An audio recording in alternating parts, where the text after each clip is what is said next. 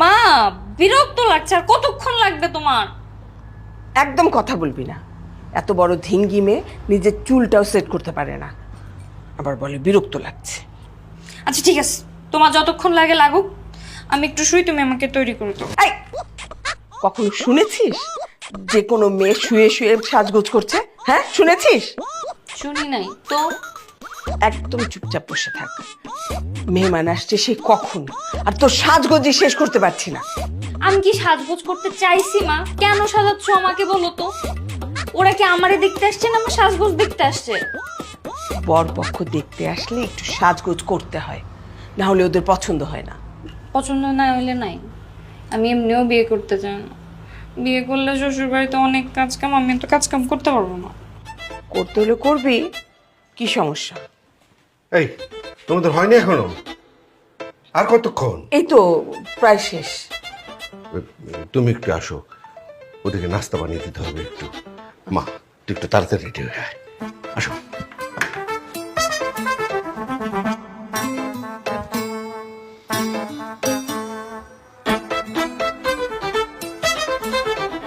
বাবা, কতক্ষণ যাবত এরকম ভাবে বসে আছি? তোমার পছন্দের পাত্রীকে এখন পর্যন্ত সামনে আসার নাম গন্ধই নাই।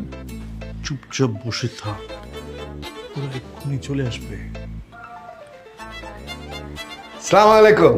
ওয়ালাইকুম আসসালাম। এই, হ্যাঁ বলছিলাম যে পাত্রীকে আসতে বলুন, পরে না হয় বাকি কথা হবে। হ্যাঁ হ্যাঁ হ্যাঁ, নিশ্চয়ই। এই আকবর, যা মৌমাকে একটু নিয়ে আয়।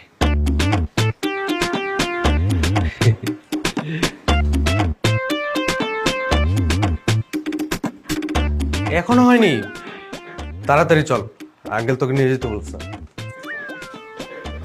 কেন যে মেয়ে হয়ে জন্ম নিছে, বিয়ের আগেই এত কষ্ট, না জানি বিয়ের পর আমাকে কত কষ্ট করা লাগবে।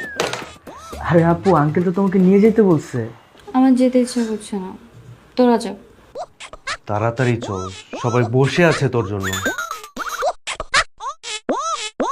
একটা কাজ করতে পারবি? ঠিক আছে।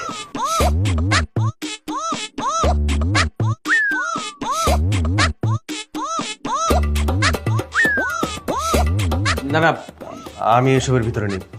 কি না কি মনে করবে ওনারা, পরে একটা ঝামেলা হয়ে গেলে। কে কি মনে করবে? কেউ কিচ্ছু মনে করবে না। পাত্রপক্ষ আমাকে দেখে যে টাকা দিবে, তোদের দুজনকে দিয়ে দেবো। ভাইয়া চলো না, রাজি হয়েছে,